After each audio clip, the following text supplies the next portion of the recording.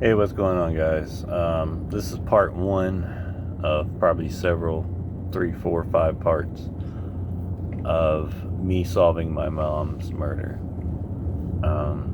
April 1st, 2000, I received a knock on the door. A couple of deputies informed me they had found my mom deceased in her apartment. At this time, I was 18 years old.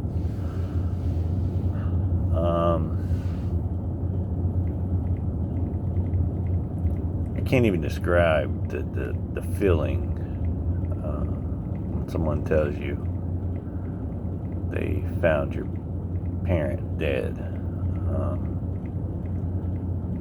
Something crazy. That's all I can tell you. So after they told me that, I asked about my father. My mom and dad were still together, still lived together. And the detectives didn't know that my dad was even in the picture, I guess. I don't know. I don't know how they didn't know that, because there's men's clothing hanging in the closet. They said they didn't know. So a couple of days after I was informed my mom was dead, I was allowed to go into her apartment just to get personal items or anything that I, photos or whatever I may want, before the maintenance men basically cleaned it out. Now, my mother was OCD. Everything was nice, neat, clean, had a space, proper space for it to her. There was, immediately when I went into the apartment, I knew something was not right. For one, where's my father? Why is his clothing still hanging in the closet? A few things like he collected NASCAR stuff. And that stuff was still in the apartment.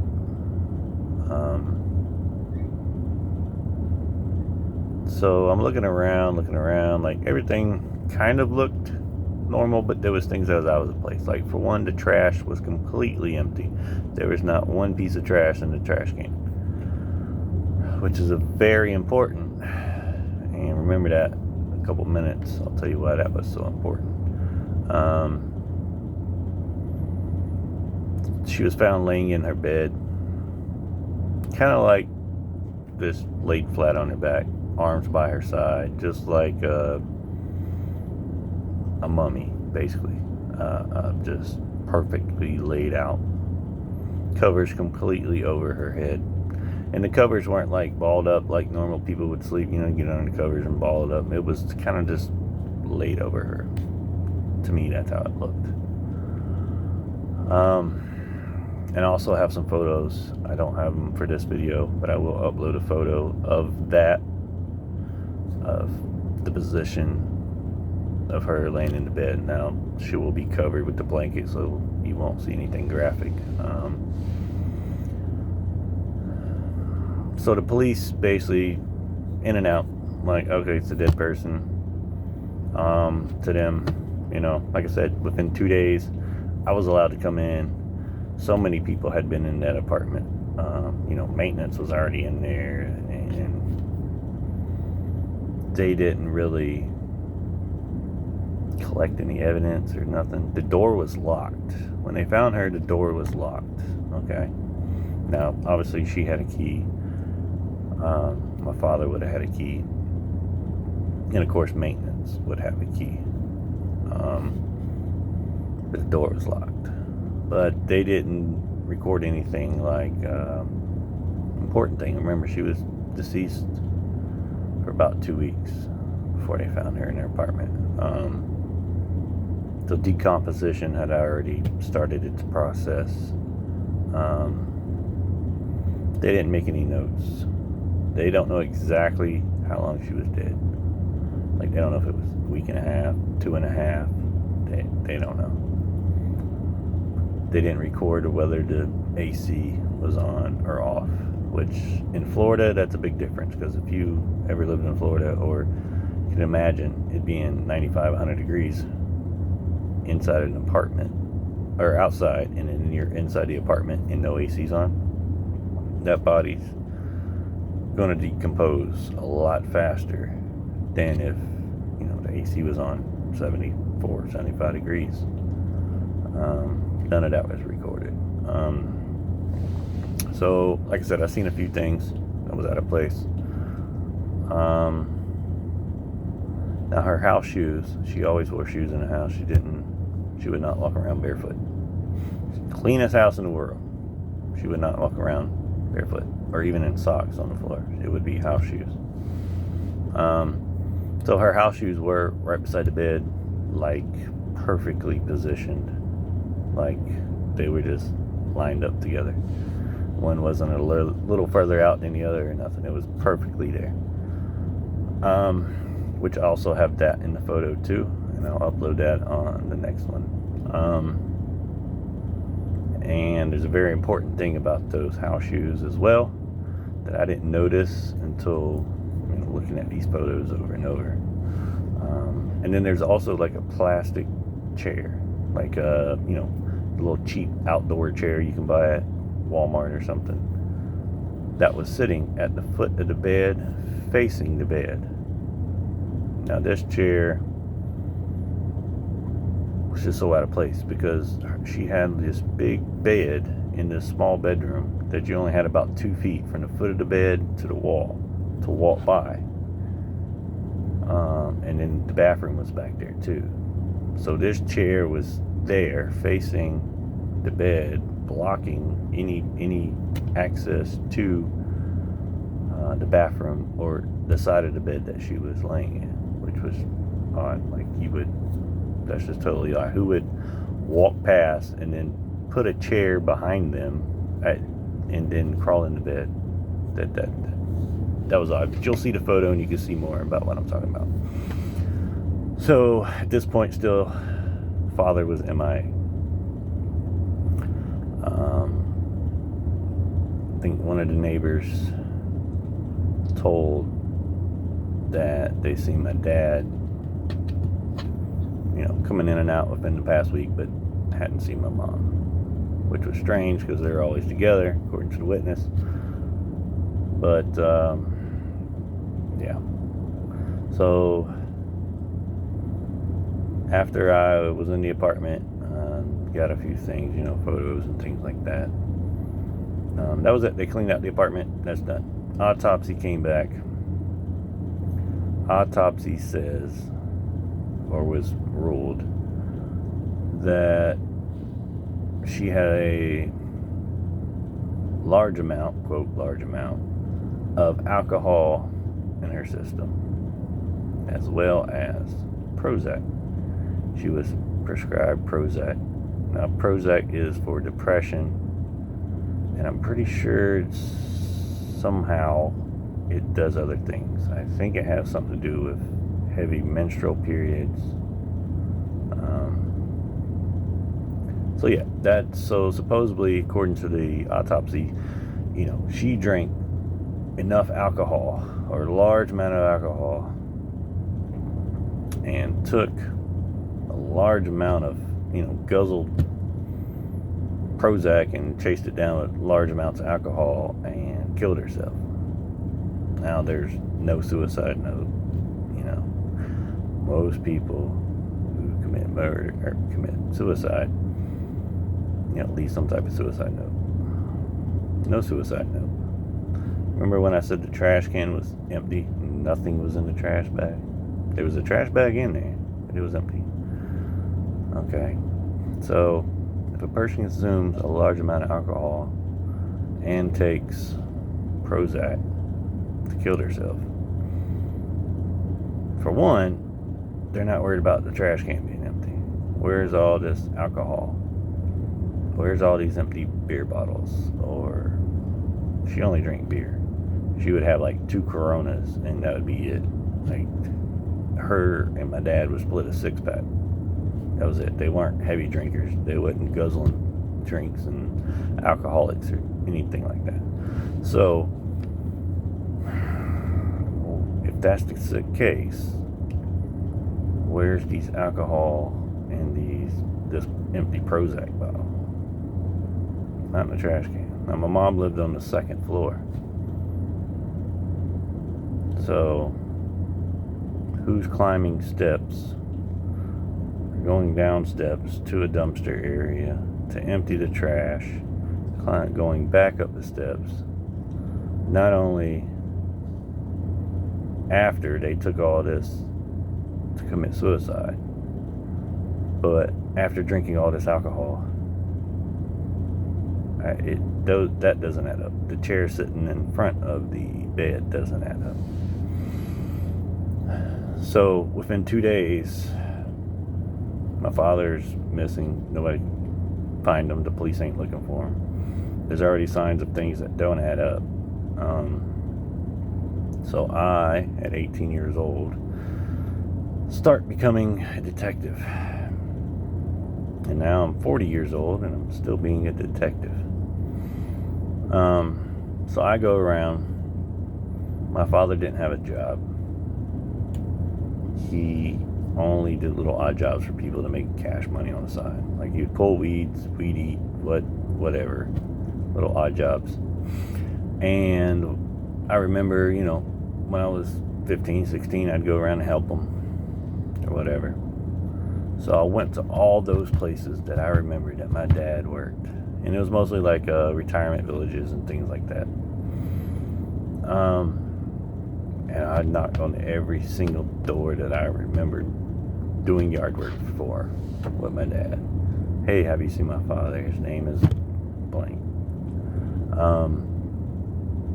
No, we haven't seen him. No, we haven't seen him. No, we haven't seen him. Okay. So, you're driving around. Any time I would see somebody who even closely resembled my dad, I'm like pulling over or hollering at them so to get them to turn around so I could look and see, is that him? No, it's not him.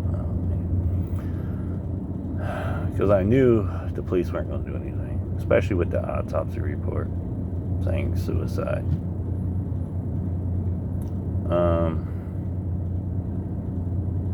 I didn't have a relationship with my mom's family or my dad's family. My mom didn't have a relationship with my mom's family or my dad's family. My dad didn't have a relationship with his family or her family. So there was nobody in the state of Florida that my dad would go. Like there was no family, there was really no friends or anything like that he would go hide or just whatever.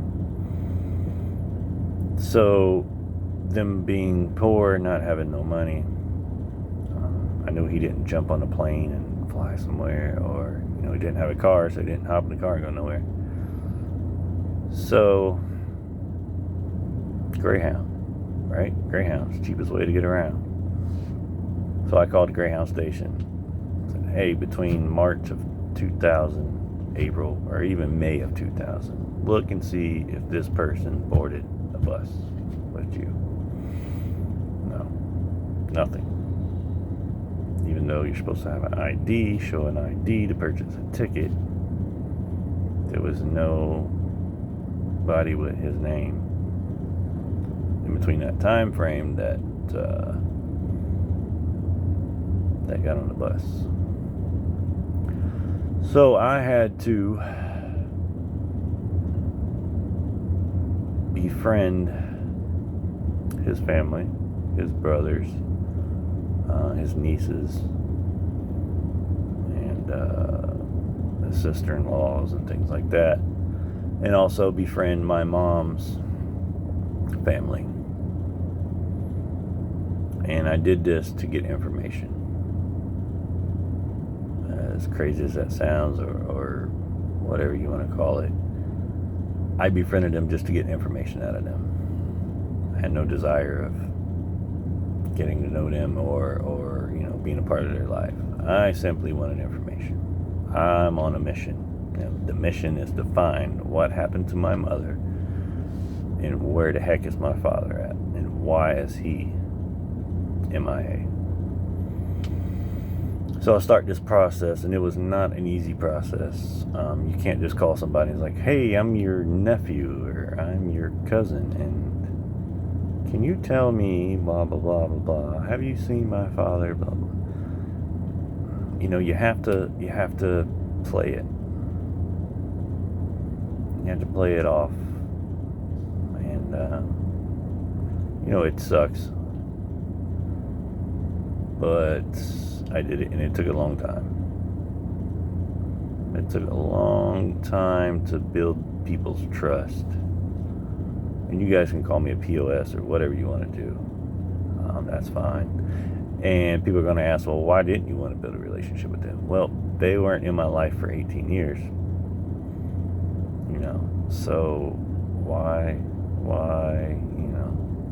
I didn't feel the need to all of a sudden need them or want to be in their life because they haven't wanted to be in mine, just because we're in a different state doesn't mean you can't write people, send pictures, talk on the phone, whatever. So I befriended a lot of relatives, and just started tracking. Have you seen, once I got to that point, have you seen my father? Have you heard anything about my father? Have you heard from my father? When is the last time you heard from him, et cetera, et cetera. Through the grapevine, people started to talk a little. It would slip out a little. Things would come about. I would get online and do these people searches where you pay money and you put a person's info, and it's supposed to pull up addresses, phone numbers, current addresses, phone numbers. Did that a lot. Always came up with old addresses, old phone numbers. For a while, it came up with just the same old. One day, it came up with something new. To an address in North Carolina. It was actually a hotel that turned into they turned it into apartments somehow. Took a road trip, go up there.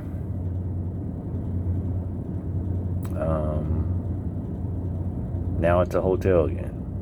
So there's no records of anything.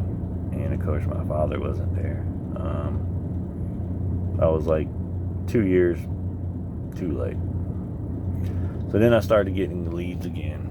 More leads, and I would always be a day late and a dollar short.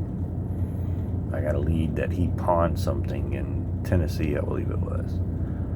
And once again, by the time I got the info, whatever address he had on for the pawning or whatever it was, he wasn't there anymore. So he's alive. He's left Florida, and what's going on? Like I said, my parents were at my house together 2 weeks, maybe 3 weeks. I don't know the exact days. From the time I last seen them till the time the detectives came to the door. But they were together. He left his things in that apartment. He never came back for them.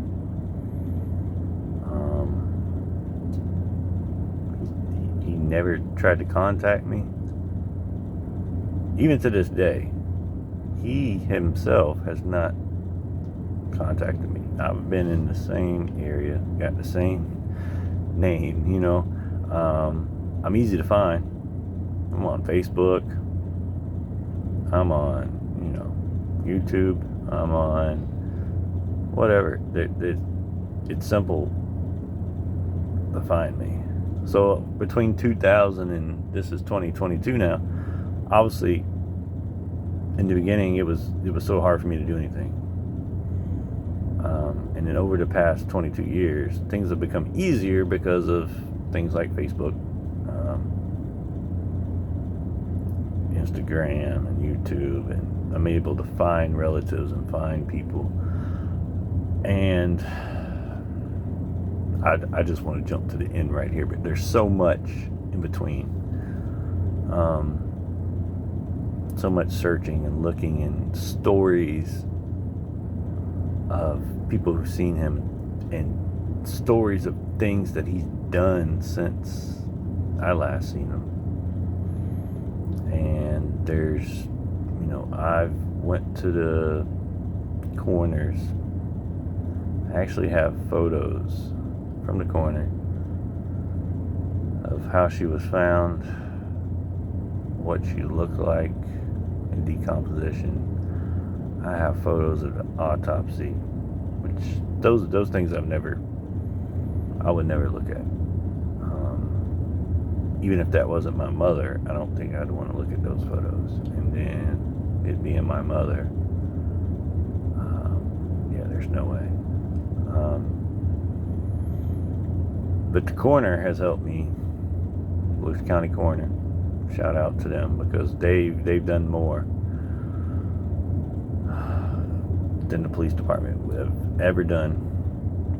The police department, even until this day, even though it was ruled to them a suicide and they did nothing, they won't give me any of their anything. Like, they have photos, but they won't release them to me. The only thing I got from them was the initial report of, they got a call, they came out, found the body. That's pretty much all it says. It does say on the police report, suspicious death. Now, the police report says suspicious death, which I thought that was somebody felt something,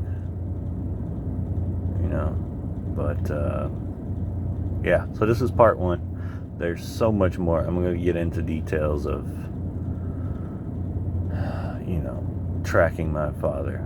When I said tracking, yes, I've been tracking him, and I currently know where he's at right now. We'll get to that, of how I got to that part. We will get to a whole lot more that's interesting. So part one, appreciate it, guys. Hit the like button, subscribe so you can check out the rest of the parts. Part two, I'm going to probably get into more of tracking, how I tracked him down, what happened when I tracked him down,